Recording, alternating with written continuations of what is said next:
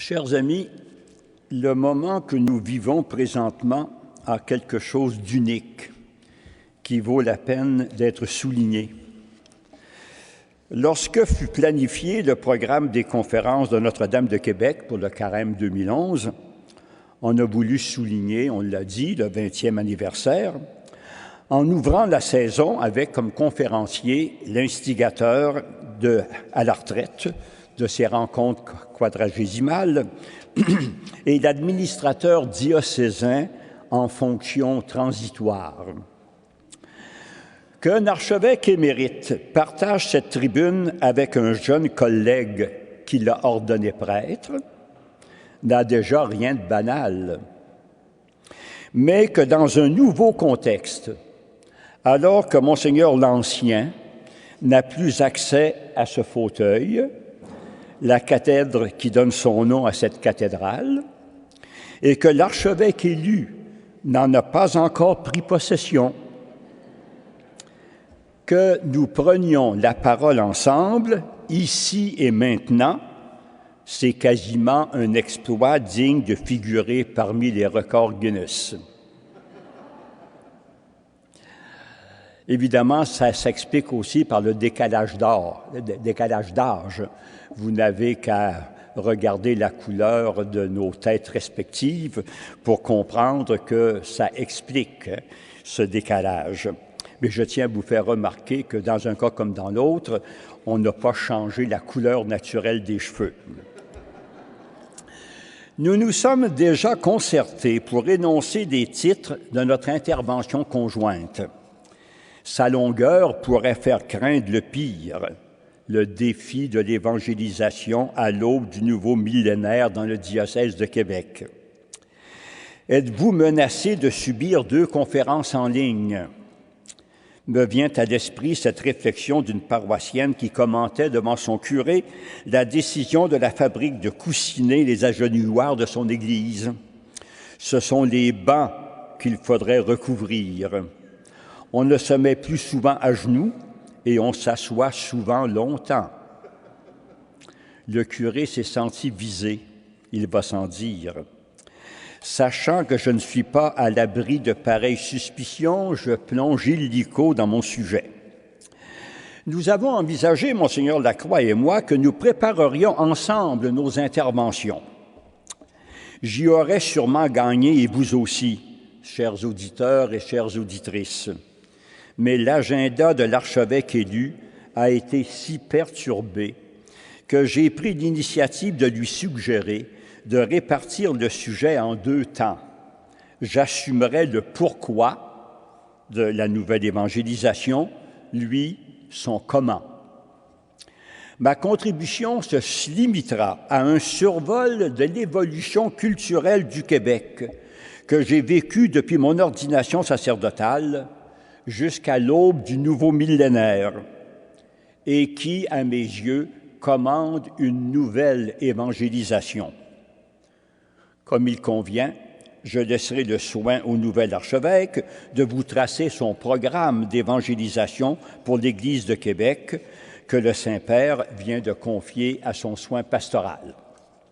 Pourquoi donc l'Église de Québec a-t-elle besoin d'une nouvelle évangélisation? Parce que nous sommes passés depuis 60 ans d'une chrétienté mur à mur à une société pluraliste et laïque en mode extrême. Un peu plus de 50 ans après l'annonce par Jean XXIII de son intention de convoquer un concile, près de 40 ans après le dépôt du rapport Dumont, je l'exhibe surtout pour les gens qui verront ça à la télévision, c'est un peu loin pour vous autres. Et ce fut ce rapport Dumont, un peu comme notre premier, ou cette commission Dumont, un peu comme notre premier concile diocésain, et qui pressait notre Église de se faire missionnaire au plus fort de notre révolution tranquille. Plus de 35 ans après l'exhortation apostolique de Paul VI, l'évangélisation dans le monde moderne, un texte qui refuse de vieillir. Près de 20 ans après le lancement de notre synode diocésain, qui avait pour thème « S'évangéliser pour évangéliser ». J'exhibe ici les propositions émanant de ce synode diocésain. Plus de 10 ans après la parution de la lettre pastorale de l'archevêque de Québec sur l'évangélisation au cœur du projet pastoral de l'Église, le diocèse de Québec s'est engagé dans une course contre la montre pour se donner les moyens d'annoncer l'Évangile dans notre culture actuelle, selon le titre d'un document majeur de l'épiscopat du Québec. Ces documents-là, à mon avis, sont un peu comme la continuité de notre évolution culturelle et qui expliquent, pour une grande part, le besoin d'une évangélisation qui prend une figure nouvelle. Pour concrétiser la profondeur et la rapidité des changements qui ont transformé le visage de notre monde depuis 60 ans, je vais évoquer des faits de mon expérience pastorale qui illustrent bien, à mon sens, les étapes de notre évolution culturelle. Ça va être plus concret que de vous donner un exposé là-dessus. Une quinzaine d'années séparent chacune des anecdotes que je vais évoquer. Janvier 1937. Il n'y en a pas beaucoup parmi vous qui étiez là. J'y étais. Le décès du frère André attire 1 million de personnes à Montréal.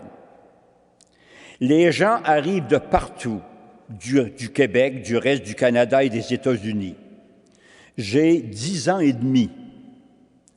Le dimanche qui suit les funérailles du thaumaturge, dès 6 heures du matin, mon père, sa mère âgée qui habite chez nous et ma grande sœur se mettent en route avec moi vers l'église de Saint-Pierre de Broughton, en voiture à traction animale évidemment, pour assister à la basse messe de communion, selon l'expression du temps, parce qu'on ne communiait pas à la grand-messe, il fallait être à jeun. Et puis, on jugeait que c'était trop demandé de rester à jeun jusqu'à midi. Alors, c'était la basse messe de communion. Il tombe une légère neige contre laquelle la grand-maman mène un combat de tous les instants pour préserver notre jeûne eucharistique. Entre cette messe matinale et la grand-messe, je dévore le journal L'Action catholique, auquel notre hôte, un vieil oncle du village, est abonné, ce que notre condition familiale ne nous permettait pas. À 10 heures, c'est la vraie messe dominicale, à laquelle le reste de la famille s'unit à la maison grâce au missel latin-français dont Gaspard Lefebvre, où ma mère puise les textes de ses hadas avant la lettre. Mercredi saint 1953. Oh, là, il y en a davantage qui sont là, mais pas notre archevêque élu. Jeune prêtre d'1 an et demi, comme aurait dit Bossuet. Autrement dit, ça faisait 1 an et demi que j'étais prêtre. Je me retrouve dans ma paroisse natale, invité cette fois par le curé pour le concours des confessions en vue des jours saints. On m'attribue le confessionnal du transept gauche de l'Église, naturellement préféré des retardataires du précepte pascal, parce que plus discret. S'il y en a qui ne comprennent pas ce que veut dire le précepte pascal, c'était l'obligation de communier pendant le temps de Pâques et puis d'aller également au sacrement du pardon si, tout au moins, on jugeait que c'était nécessaire. Mais c'était la pratique courante.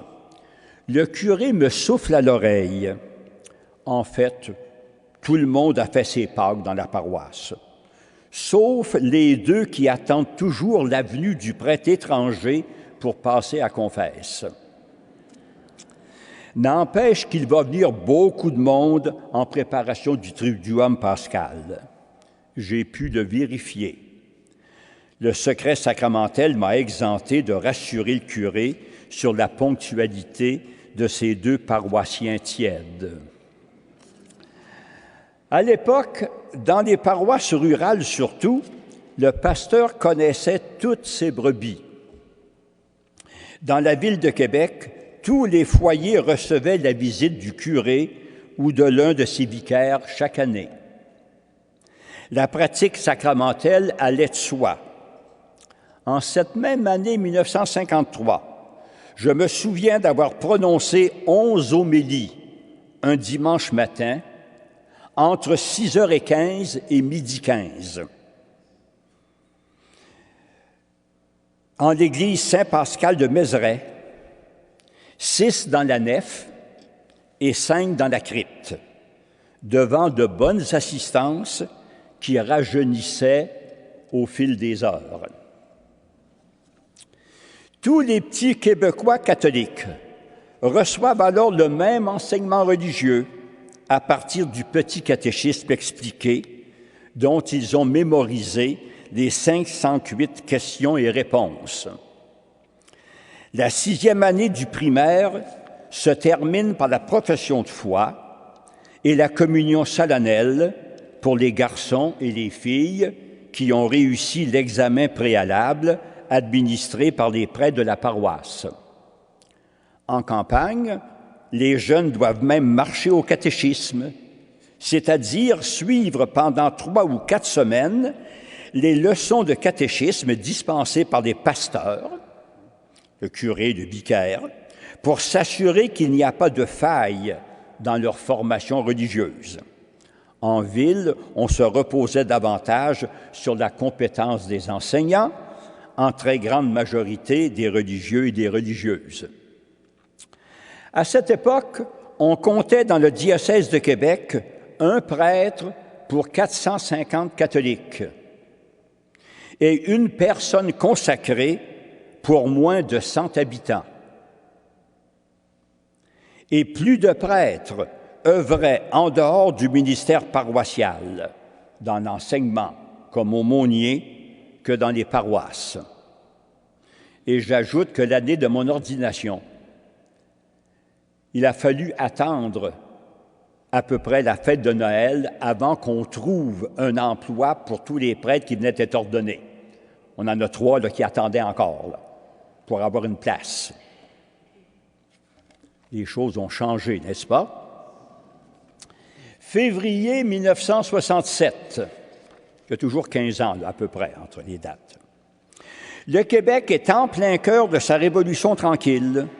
Pour m'en tenir au domaine de l'éducation, le rapport de la commission Parent, dont les membres les plus en vue étaient Monseigneur Alphonse-Marie Parent, vice-recteur de l'Université Laval, et sœur Ghislaine Roquet, religieuse de Sainte-Croix, prônait l'accès généralisé à l'éducation par la création des polyvalentes et des cégeps.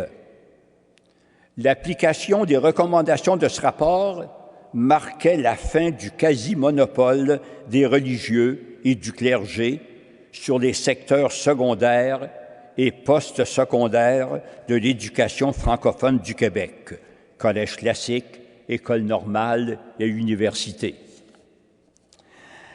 Appelé à remplacer à pied levé Monseigneur Raymond Lavoie, le coloré curé de Saint-Roch, qui tenait une ligne ouverte au poste CKCV de Québec et qui avait décidé, comme ça, d'amener en vacances dans le Sud un groupe de personnes démunies au nom de l'égalité des chances pour les pauvres et les riches, me voici sur les ondes au début de l'après-midi, pendant le carême. Dans l'espoir d'orienter les questions de l'auditoire sur un terrain qui m'était familier, j'étais alors au séminaire Saint-Augustin, donc dans le milieu d'éducation, je choisis de mentionner en introduction quelques grandes lignes du rapport Parent. Le sujet ne soulevant guère l'intérêt du public, l'animateur élargit les échanges aux questions d'actualité. Il est question d'abord d'un criminel notoire auquel les autorités ecclésiastiques ont refusé la sépulture religieuse, puis des statues qui disparaissaient du cœur des églises sous le coup de la réforme liturgique, de la messe en français, des prêtres qui ne montent plus en chair pour le sermon, des questions brûlantes à l'époque et qui ont fait suer le novice en communication que j'étais. Novembre 1982. Je suis devenu depuis peu évêque auxiliaire à Québec.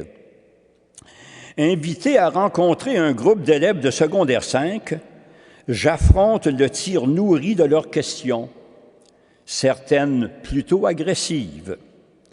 Pourquoi vous venez nous voir aujourd'hui? Est-ce que c'est pour nous ramener à la messe? Demandez aux gars ou aux filles de la classe s'ils ont le goût d'aller à la messe. Les regards baissés et les mines renfrognées me dissuadent de procéder au sondage que me propose le jeune homme. Sa voisine, qui ne s'était sans doute pas placée par hasard à ses côtés, planifiait déjà sa vie de couple. Moi, je ne ferai pas baptiser mes enfants. Je ne ferai pas comme ma mère, c'est eux autres qui décideront. Au sortir de l'école, comme je regagne ma voiture, un jeune homme dans la vingtaine m'accoste et me demande si je m'en vais dans le Vieux-Québec.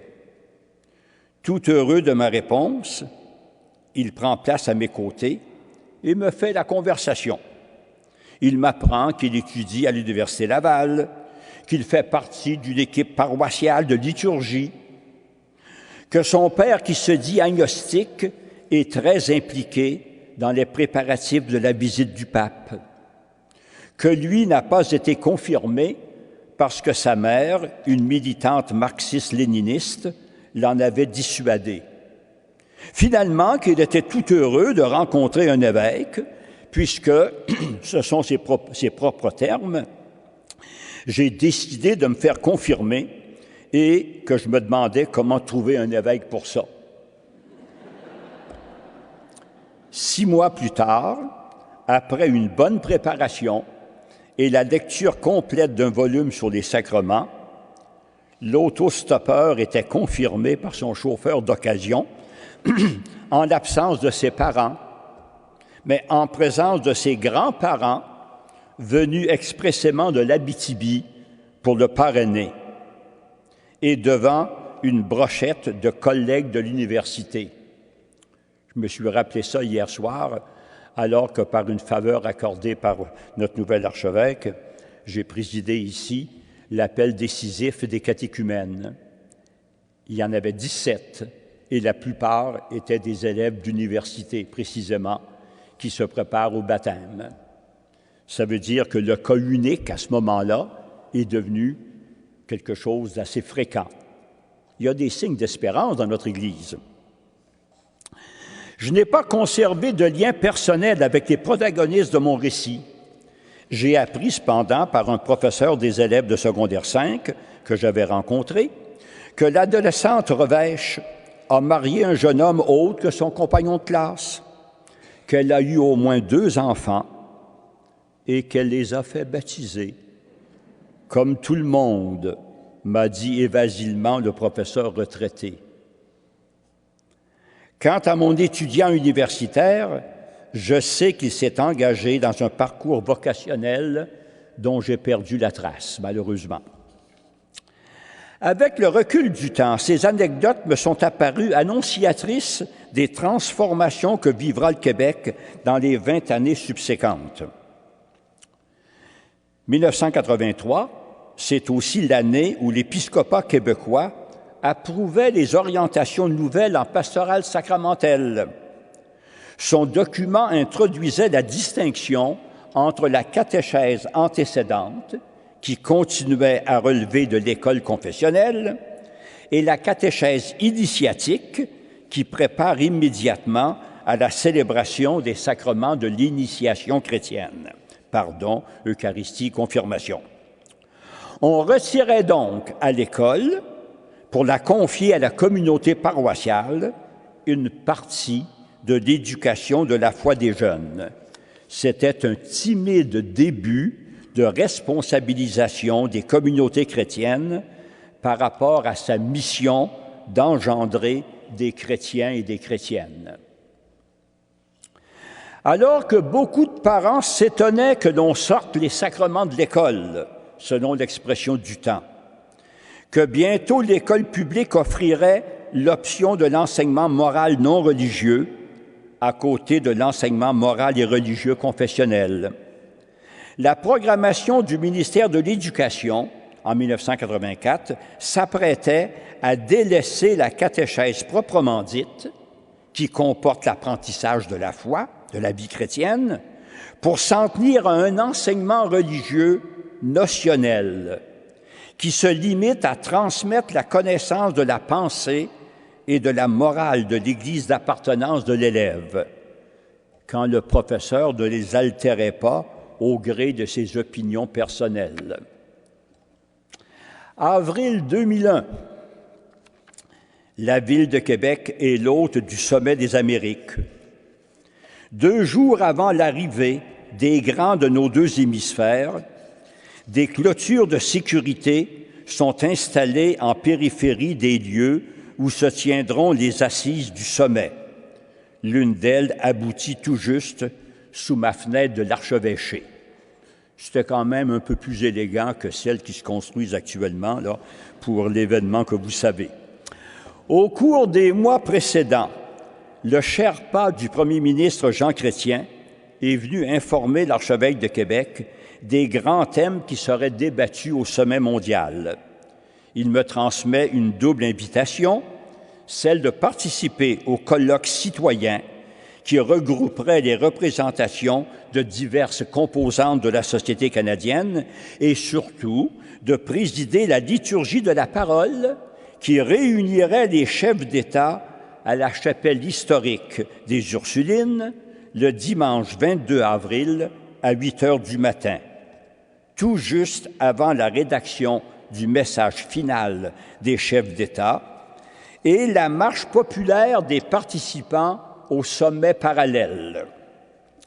Ce matin-là, l'archevêque catholique romain et l'évêque anglican de Québec auront à leurs pieds, pour ainsi dire, les présidents des États-Unis et du Mexique, le premier ministre du Canada et une bonne brochette des dirigeants des Caraïbes et de l'Amérique du Sud. C'était quand même assez impressionnant. Ayant participé à la rédaction de la Déclaration des évêques canadiens sur les enjeux du sommet, je m'étais fixé comme objectif de faire passer le message de mes pairs, un message très proche quant au contenu, sinon dans la forme, à celui qui sera véhiculé au sommet parallèle. Assez étrangement, c'est auprès des gens dont je me sentais le plus proche qu'il m'a été le plus difficile de m'exécuter. D'abord invité du bout des lèvres par les représentants locaux du comité d'organisation du sommet parallèle, j'apprenais in extremis qu'on m'avait retiré de la liste des intervenants pour de vagues motifs de logistique. Je serai informé plus tard que ce veto aurait été motivé par des positions des évêques québécois sur des sujets aussi éloignés des enjeux du sommet que la confessionnalité scolaire, l'avortement, la place des femmes dans l'Église. Ce nombrilisme québécois, aux couleurs d'un laïcisme idéologique, avait quelque chose d'affligeant quand on pense à l'action de l'Église au plan social chez nous, et surtout dans les pays de l'Amérique centrale et de l'Amérique du Sud, largement représentés à ces 2 sommets. On en verra d'autres manifestations lors des séances de la commission Bouchard-Taylor, et nos médias en véhiculent de multiples expressions quotidiennement. On peut y voir une phase extrême de laïcisation qui a changé le visage socio-religieux du Québec. Plus que le sort réservé aux symboles religieux dans l'espace public, les uns voulant les bannir, les autres les reléguer au domaine du patrimoine religieux, d'autres orientations ont une répercussion directe sur la mission évangélisatrice de notre Église. Entre autres, en 2002, le remplacement dans les écoles publiques de l'animation pastorale par l'animation spirituelle et d'engagement communautaire, et en 2009, la suppression de l'enseignement religieux confessionnel, remplacé par le cours d'éthique et de culture religieuse obligatoire. C'est dire qu'à la désaffection religieuse d'une large portion des baptisés de la génération des baby-boomers s'ajoute la non-évangélisation de la génération des parents et l'ignorance quasi totale du religieux chez les adolescents et les jeunes adultes, baptisés pour la plupart, confirmés pour la majorité. Une enquête sérieuse, bien que non rigoureusement scientifique, menée sous la supervision de la Faculté de théologie de l'Université Laval, tend à démontrer d'ailleurs que les démarches sacramentelles de l'initiation chrétienne ne laissent guère de traces durables dans l'attachement à la personne du Christ. Ça aussi, c'est interrogeant. Ce qui engendre la foi chez les jeunes se trouve plutôt dans l'appartenance à des groupes ou des mouvements chrétiens, à l'influence d'une saine pédagogie familiale ou celle d'un prêtre, d'une religieuse, d'une personne cool qui incarne le message évangélique. Que retenir de ce survol de l'évolution sociologique de notre peuple dans l'optique de l'évangélisation à l'aube du nouveau millénaire? J'achève. Non pas qu'il ait connu une dégringolade sur toute la ligne et qu'il sombre dans une dégradation générale. Autrement dit, j'ai pas voulu là, vous dire en toute nostalgie, c'était le beau temps. Puis maintenant, c'est effrayant. C'est pas ça du tout. Notre évolution tranquille a marqué un progrès notable dans bien des domaines de notre vie en société et de notre vie en Église. Le tout s'est accompli à une vitesse vertigineuse, ce qui a entraîné nécessairement quelques dérapages. Les statistiques sur la fréquentation des églises et sur la relève vocationnelle du clergé et des instituts de vie consacrés ne sont pas les seuls critères de la vitalité de notre Église. Pas plus que la diminution du nombre de fermes agricoles n'a entraîné la famine dans notre pays. Les réaménagements pastoraux ont suscité des forces nouvelles dans nos communautés chrétiennes. Et les projets catéchétiques ont révélé de nouvelles forces vives. Nos pauvretés nous forcent à nous recentrer sur l'essentiel de la mission de l'Église. À cette fin, l'Église établie par le Christ ne peut se passer du sacerdoce ministériel confié à ses 12 apôtres et transmis à leurs successeurs. Cependant, son fondateur n'a pas fixé dans quelle proportion ceux-ci devront s'investir pour que soit assurée la mission essentielle de l'Église qu'elle annonce de l'Évangile. Cette mission repose aussi sur les charismes du sacerdoce commun des fidèles. Les textes de saint Paul, de saint Pierre, de la lettre aux Hébreux sont explicites sur ce point. Par-dessus tout, notre Église a besoin de saints et de saintes qui témoignent de l'Évangile dans leurs conditions diverses.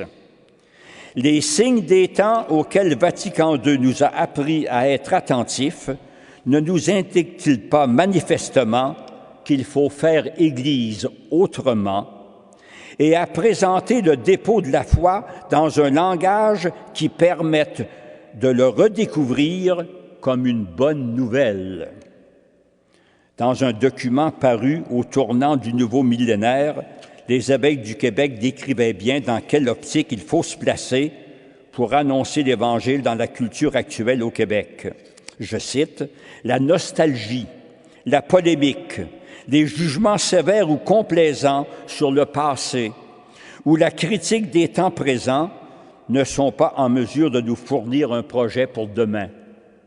Nous voulons plutôt nous situer dans le présent, comme le font les missionnaires qui partent à la découverte d'un nouveau monde ou qui vont à la rencontre d'une nouvelle culture. Notre attitude en sera une de sympathie, tâchant d'adopter les sentiments de Dieu qui a tant aimé le monde et qui a livré son Fils, son unique. Certes, il ne faut pas non plus sacraliser cette culture qui a aussi besoin d'être évangélisée. Toutefois, il importe de reconnaître que c'est dans cette culture qu'il nous faut annoncer l'Évangile. C'est donc à une nouvelle évangélisation que nous sommes conviés comme Église, peuple de Dieu, tout un défi qui réclame des forces neuves. Je cède la tribune à celui qui saura les mobiliser. Merci.